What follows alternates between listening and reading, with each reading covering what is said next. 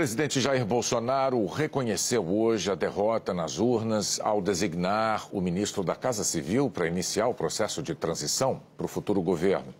Ele agradeceu os votos que recebeu, afirmou que vai cumprir a Constituição e se pronunciou contra o cerceamento do direito de ir e vir por apoiadores que têm bloqueado estradas. O movimento no Palácio da Alvorada começou cedo. O primeiro a chegar foi o filho do presidente, senador Flávio Bolsonaro. Aos poucos, outras autoridades foram chegando, como o comandante da Aeronáutica, tenente brigadeiro Carlos de Almeida Batista, o ministro da Casa Civil, Ciro Nogueira, e o ex-candidato a vice, Braga Neto. À medida que o dia foi passando, a movimentação aumentou. Chegaram o presidente do PL, partido de Jair Bolsonaro, Valdemar da Costa Neto, e também o presidente da Câmara, Arthur Lira, do Progressistas. Ministros do Supremo Tribunal Federal receberam convite para uma reunião informal com Bolsonaro na Alvorada, mas essa reunião acabou não acontecendo. A demora do presidente em se manifestar depois da derrota provocou ação de aliados. Entre eles, o ministro da Economia, Paulo Guedes, o das Comunicações, Fábio Faria, da AGU, Bruno Bianco, o ministro do TCU, Jorge Oliveira, amigo de Bolsonaro, e até o governador eleito de São Paulo, Tarcísio de Freitas, participaram dessa empreitada para que o pronunciamento ocorresse logo. A imprensa entrou na Alvorada pouco antes das 3 da tarde. Mas o texto do pronunciamento ainda sofreu ajustes até o último momento. E só às 4h35, Jair Bolsonaro entrou no hall do Palácio, acompanhado de alguns ministros. A primeira manifestação pública após o resultado da eleição foi curta, 2 minutos. Bolsonaro não cumprimentou o presidente eleito, Lula, pela vitória, mas acabou por reconhecer a derrota quando agradeceu os votos recebidos e ao afirmar que cumprirá a Constituição. No discurso, disse que manifestações não podem cercear direito de ir e vir da população. Quero começar agradecendo os 58 milhões de brasileiros que votaram em mim no último dia 30 de outubro. Os atuais movimentos populares são fruto de indignação e sentimento de injustiça de como se deu o processo eleitoral. As manifestações pacíficas sempre serão bem-vindas, mas os nossos métodos não podem ser os da esquerda, que sempre prejudicaram a população, como invasão de propriedades, destruição de patrimônio e cerceamento do direito de ir e vir. A direita surgiu de verdade em nosso país. Nossa robusta representação no Congresso mostra a força dos nossos valores: Deus, pátria, família e liberdade. Formamos diversas lideranças pelo Brasil. Nossos sonhos seguem mais vivos do que nunca. Somos pela ordem e pelo progresso. Mesmo enfrentando todo o sistema, superamos uma pandemia e as consequências de uma guerra. Sempre fui rotulado como antidemocrático e, ao contrário dos meus acusadores, sempre joguei dentro das 4 linhas da Constituição. Nunca falei em controlar ou censurar a mídia e as redes sociais. Enquanto presidente da República e cidadão, continuarei cumprindo todos os mandamentos da nossa Constituição. É uma honra ser o líder de milhões de brasileiros que, como eu, defendem a liberdade econômica, a liberdade religiosa, a liberdade de opinião, a honestidade e as cores verde e amarela da nossa bandeira. Muito obrigado. Em seguida, coube ao ministro da Casa Civil falar sobre o processo de transição. O presidente Jair Messias Bolsonaro me autorizou, quando for provocado, com base na lei, nós iniciaremos o processo de transição. A presidente do PT, segundo ela, em nome do presidente Lula, disse que na quinta-feira será formalizado o nome do vice-presidente Geraldo Alckmin. Aguardaremos que isso seja formalizado para cumprir a lei no nosso país. 9 dos 11 ministros do STF se reuniram na corte para acompanhar o pronunciamento de Bolsonaro. Na sequência, publicaram uma nota. O Supremo Tribunal Federal consigna a importância do pronunciamento do presidente da República em garantir o direito de ir e vir em relação aos bloqueios e, ao determinar o início da transição, reconhecer o resultado final das eleições. Logo depois, convidado pela presidente do STF, Rosa Weber, Bolsonaro chegou para uma reunião na corte. O ministro da Economia, Paulo Guedes, também foi convidado. Bolsonaro, Guedes e ministros do Supremo conversaram por 1 hora. Ao sair da reunião, o ministro Edson Fachin fez um breve relato da conversa com o presidente. O presidente da República utilizou o verbo acabar no passado. Ele disse acabou. Portanto, olhar para frente. Depois da reunião com o presidente Bolsonaro, o Supremo Tribunal Federal divulgou mais uma nota em que reitera o teor da nota anterior. A Corte registrou a importância do reconhecimento pelo presidente da República do resultado final das eleições com a determinação do início do processo de transição. A nota do STF também ressalta o fato de Bolsonaro ter enfatizado a garantia do direito de ir e vir em referência aos bloqueios de rodovias. Segundo o STF, foi uma visita institucional em ambiente cordial e respeitoso, em que todos destacaram a importância da paz e da harmonia para o bem do Brasil.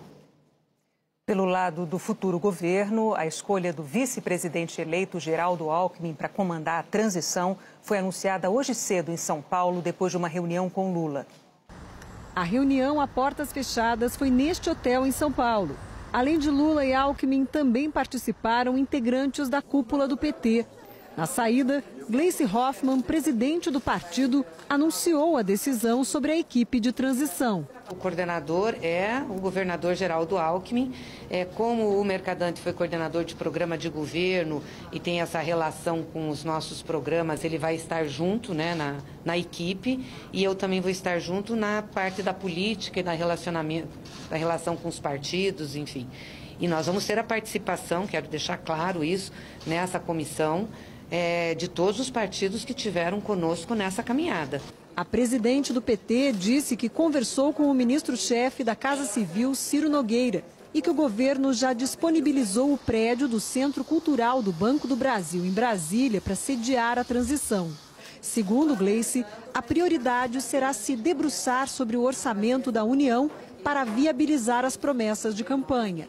Nós queremos que o Auxílio Brasil seja de R$600, nós queremos que tenha reajuste do salário, essas questões nós vamos discutir. Mas mais do que isso, nós também queremos ver como é que está a situação fiscal, porque a gente tem poucas informações sobre isso. Então a ideia é ter o quadro geral para saber e depois fazer as propostas. Gleice disse também que Lula já confirmou a participação na Conferência da ONU sobre Mudanças Climáticas, a COP27, que começa no próximo domingo no Egito.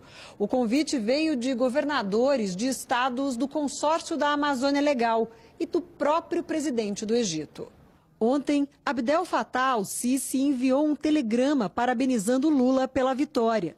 Na mensagem, o chefe de Estado convida Lula para participar da COP27 e diz estar confiante de que o Brasil é capaz de desempenhar um papel positivo e construtivo durante esta tão esperada cúpula, para avançar na ação climática em nível internacional.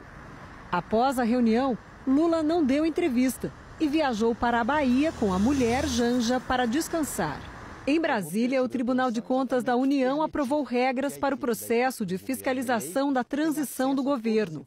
O relator, o ministro Antônio Anastasia, disse que é mais uma forma de garantir transparência entre o governo atual e o governo eleito. O tribunal vai estimular que haja uma colaboração mais plena entre os dois lados. E acredito que nós teremos, de fato, um processo muito avançado e muito civilizado e que vai se aperfeiçoando ao longo do tempo. A missão de observação das eleições da Organização dos Estados Americanos divulgou hoje um relatório preliminar sobre o segundo turno. O documento afirma que a urna eletrônica, mais uma vez, comprovou sua eficácia com resultados rápidos, divulgados sem contratempos. O grupo tem 111 observadores. Quando o presidente Bolsonaro finalmente se manifestou sobre os bloqueios de estradas, esses atos já haviam afetado a terça-feira de milhões de brasileiros, grande parte deles em São Paulo.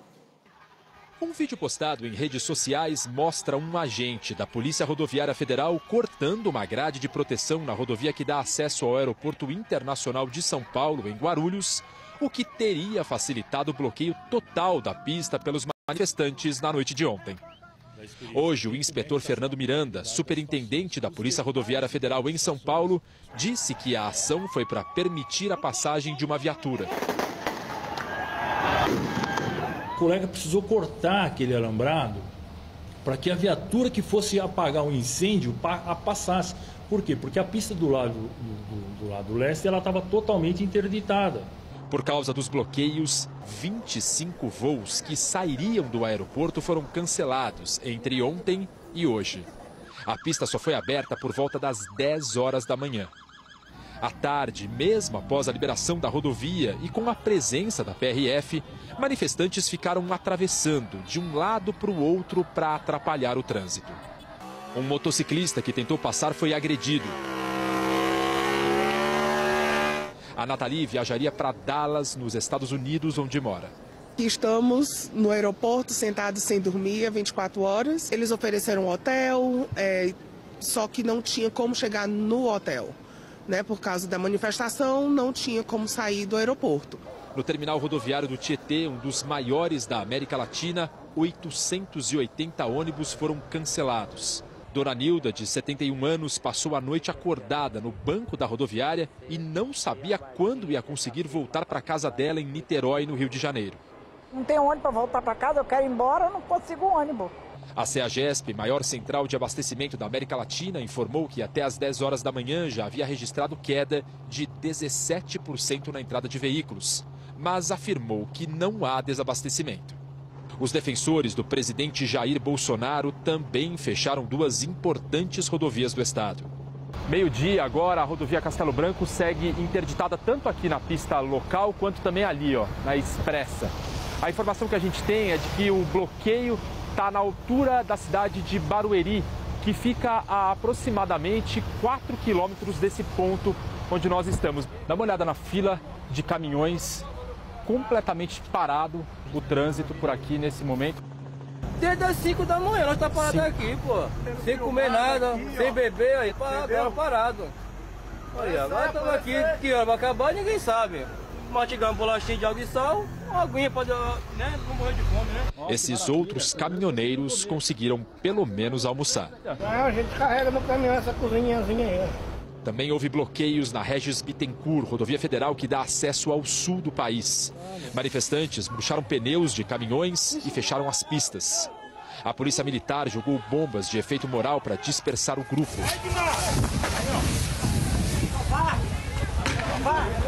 O sentido Paraná foi liberado às 2h30 da tarde. A pista que leva para São Paulo só foi desbloqueada às 4 da tarde. Já a rodovia Castelo Branco continuou interditada. A gente também nota muitos caminhoneiros telefonando para as empresas e explicando, pedindo para que eles avisem aos clientes que eles não vão chegar com uma carga, que a entrega não vai poder ser feita, enfim. É um transtorno aqui. A Confederação Nacional da Indústria, CNI, alertou para o iminente risco de desabastecimento e falta de combustíveis caso as rodovias não sejam rapidamente desbloqueadas. E informou que as indústrias já sentem impactos no escoamento da produção e que as paralisações já atingem o transporte de cargas essenciais, como equipamentos e insumos para hospitais. A CNI declarou ainda que é veementemente contrária a qualquer manifestação antidemocrática que prejudique o país e sua população. Caminhões com carga de ovos para a produção de vacinas ficaram 8 horas num bloqueio na rodovia e só chegaram ao Instituto Butantan com escolta. O vice-presidente da Associação Brasileira de Supermercados diz que já há falta de produtos. As regiões mais afetadas: Santa Catarina, Mato Grosso Mato Grosso do Sul, Minas Gerais, Pará, Rio de Janeiro, cerca de 70% dos supermercados já estão com problemas de falta de abastecimento ou começou a ocorrer desabastecimento em alguns tipos de produto, são exatamente nas categorias de fruta, legumes e verduras. Na rodovia Castelo Branco, a tropa de choque da PM se posicionou a cerca de 200 metros de um dos pontos de bloqueio na cidade de Barueri, na região metropolitana. Ficou durante 5 horas e saiu sem intervir na manifestação. Essa é a única faixa liberada pelos manifestantes em que a gente pode circular livremente. Aqui, ó, um caminhão atravessado e ó, um pedaço de árvore que eles usaram para obstruir a via. Agora à noite, policiais da tropa de choque voltaram para este ponto de interdição no acesso para Barueri. Eles observam a manifestação à distância. Os bloqueios nos 2 sentidos da rodovia já duram 24 horas. Na BR-381, em Betim, Minas Gerais, manifestantes colocaram fogo em pneus. Houve congestionamento e lentidão no trânsito. Em Juatuba, a pista da BR-262 foi interditada com brita e terra. Tratores foram usados para liberar o tráfego. No Rio, a PRF disse que há 6 pontos de interdição total ou parcial nas estradas federais. A Polícia Militar afirmou ter agido em 33 pontos de bloqueio. Na Dutra, agentes usaram bombas de efeito moral para dispersar manifestantes. O Rafael é de São Paulo e não consegue voltar para casa. Eu vim só entregar um documento aqui e aí eu ia voltar, só que eu ia voltar de ônibus. E aí acabou que não tem passagem para voltar, né? Governadores de ao menos 17 estados e do Distrito Federal recorreram à Polícia Militar para liberar as estradas. A medida foi autorizada pelo Supremo Tribunal Federal.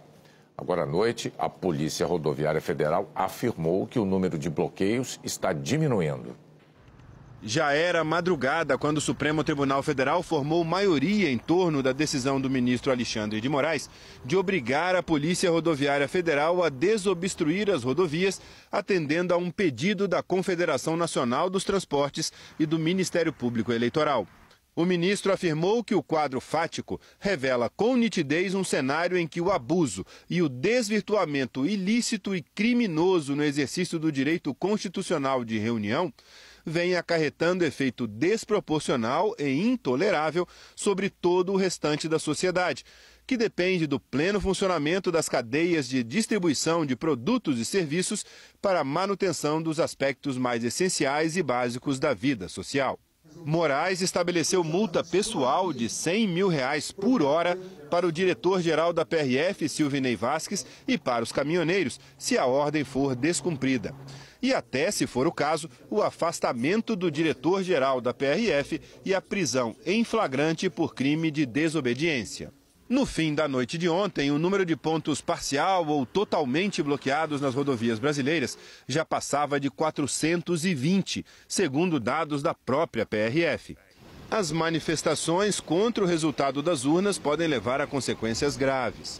Ontem à noite, o empresário Osmar Alceu e Choque morreu quando o caminhão que dirigia bateu na traseira de uma carreta que estava parada por causa de um bloqueio na BR-364 em Vargem Grande, Mato Grosso. E somente no fim da noite, depois da decisão do ministro Alexandre de Moraes, que o diretor-geral da PRF encaminhou um ofício às superintendentes da corporação, dizendo que eles deveriam adotar todos os meios necessários e suficientes para viabilizar a completa desobstrução dos trechos das rodovias federais que estejam obstruídos pelos manifestantes. Mesmo assim, o número de bloqueios continuou alto.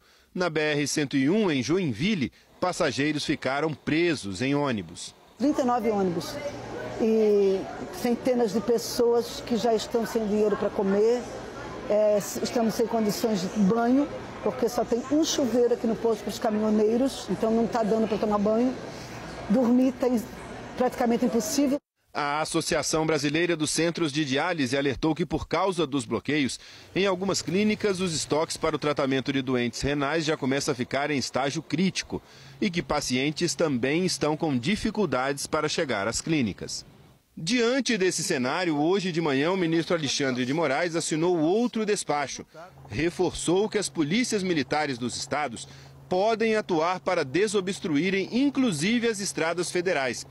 Moraes estabeleceu ainda que os responsáveis podem ser presos por atos antidemocráticos. Os fatos trazidos ao conhecimento da Corte afetam não apenas a regularidade do trânsito nas rodovias, mas principalmente a segurança pública em todo o território nacional. O grupo de choque da PRF teve de usar bombas de gás lacrimogênio e tiros de borracha para dispersar uma manifestação que fechava a BR-116 em Novo Hamburgo, região metropolitana de Porto Alegre, no Rio Grande do Sul. O bloqueio chegou a causar 1,5 km de congestionamento. No fim da manhã, toda a diretoria da PRF se apresentou para uma entrevista, mas sem o diretor-geral. Os diretores disseram que a PRF está cumprindo a decisão do STF. Em momento algum, a Polícia Rodoviária se omitiu. Determinação do senhor ministro da Justiça, determinação do nosso diretor-geral, certo, para atuar desde o primeiro instante. Então, essa foi a orientação e foi isso que a gente se preparou e é isso que nós estamos executando. E no fim da tarde de hoje, a Polícia Rodoviária Federal disse ao Supremo que precisa de ajuda da Força Nacional para desbloquear as rodovias, porque o efetivo da PRF não seria suficiente. Aqui em Brasília, a esplanada dos ministérios foi fechada pouco antes do Congresso por precaução. E governadores de ao menos 17 estados e do Distrito Federal mandaram a Polícia Militar agir nas rodovias bloqueadas por manifestantes bolsonaristas. O governador do Distrito Federal, Ibanez Rocha, do MDB, que apoiou Jair Bolsonaro na eleição, disse que as manifestações são absurdas, um caso de polícia, e acionou a PM do DF. Em uma rede social, ele disse que o resultado das urnas deve ser respeitado e o bloqueio das vias públicas é ilegal. O governador de São Paulo, Rodrigo Garcia, do PSDB, que também apoiou Bolsonaro nas eleições, determinou a ação da PM. A partir de agora, nós vamos aplicar aquilo que determina a decisão judicial, iniciando com multas de R$100 mil por hora para cada veículo que esteja contribuindo com essa obstrução. A partir também daí, fichando e eventualmente prendendo aqueles manifestantes que, porventura, resistirem a desobstruir as vias e, se necessário, o emprego de uso de força. As eleições acabaram, nós vivemos num país democrático, São Paulo respeita o resultado das urnas e nenhuma manifestação vai fazer com que a democracia do Brasil retroceda. O governador de Minas Gerais, Romeu Zema, do Novo, que também apoiou Bolsonaro, mandou que a polícia tome as medidas necessárias para desobstruir as rodovias interditadas. Já solicitei às nossas forças de segurança que tomem as medidas necessárias para desobstruir qualquer via ou estrada que esteja interditada por manifestações. A eleição já acabou e agora nós temos de assegurar o direito de todos de ir e vir e também que as mercadorias cheguem onde precisa, para não haver desabastecimento. Vamos cumprir a lei. O governador do Rio de Janeiro, Cláudio Castro, do PL, mesmo partido do presidente, disse à TV Globo que deu ordem para o batalhão de choque liberar as estradas e declarou que é preciso respeitar o resultado das urnas. Quem foi vitorioso precisa ter a tranquilidade de reunir forças e trabalhar pelo Brasil. O prefeito do Rio de Janeiro, Eduardo Paes, do PSD, acionou a Guarda Municipal para dispersar bloqueios. Direito de se manifestar a sua opinião política, a sua alegria ou a sua tristeza por uma vitória ou por uma derrota, isso aí está garantido, todos nós podemos fazer isso. O que não dá para fazer é parar a cidade para protestar contra nada, protestar contra uma vitória reconhecida pela justiça, reconhecida por todas as autoridades mundiais, reconhecidas pela democracia brasileira. Então nós não vamos prejudicar trabalhadores. Em nota, o governador do Paraná, Ratinho Júnior, do PSD, aliado de Bolsonaro, disse que o direito de livre circulação no território nacional é uma garantia do povo brasileiro e que é momento de pacificar o Brasil. No Ministério Público Federal, mais de 180 procuradores cobraram do Procurador-Geral da República, Augusto Aras, a abertura de uma investigação sobre a atuação de representantes do governo e autoridades com foro privilegiado nesse movimento de obstrução das rodovias do país. Em um vídeo divulgado hoje, Augusto Aras disse que o Ministério Público Federal tem feito todos os esforços para ajudar a resolver a situação. No sentido de buscar decisões judiciais em todo o Brasil e também no Tribunal Superior, para que as rodovias sejam liberadas, preservando-se o abastecimento, a ordem econômica e a liberdade de ir e de vir de todos os brasileiros e brasileiras. A Polícia Rodoviária Federal divulgou o balanço das interrupções nas estradas ao longo do dia. Às 9 da manhã, a PRF informava que havia 228 pontos de interdição ou bloqueio. Às 6h35 da noite, o número caía para 213 pontos. A Polícia Militar de São Paulo prendeu 3 pessoas. Em todo o estado, a Polícia Rodoviária Estadual e a PM aplicaram 56 multas a partir de R$100 mil. A Secretaria de Segurança Pública do Estado informou que liberou totalmente 84 rodovias e mais de 100 parcialmente. O ministro da Infraestrutura, Marcelo Sampaio, pediu aos bolsonaristas que permitam a circulação de medicamentos, combustíveis, bens e insumos. O ministro afirmou que é preciso evitar prejuízos ao país e que o governo tem empreendido todos os esforços para que as vias sejam liberadas. Que desde a noite de domingo, mais de 300 pontos de interdição foram liberados. Que o Ministério trabalha para a retomada da livre circulação de pessoas e veículos o quanto antes e que, além de assegurar o direito de ir e vir da população, é fundamental manter o funcionamento de serviços essenciais e o transporte rodoviário de cargas para evitar o desabastecimento no país.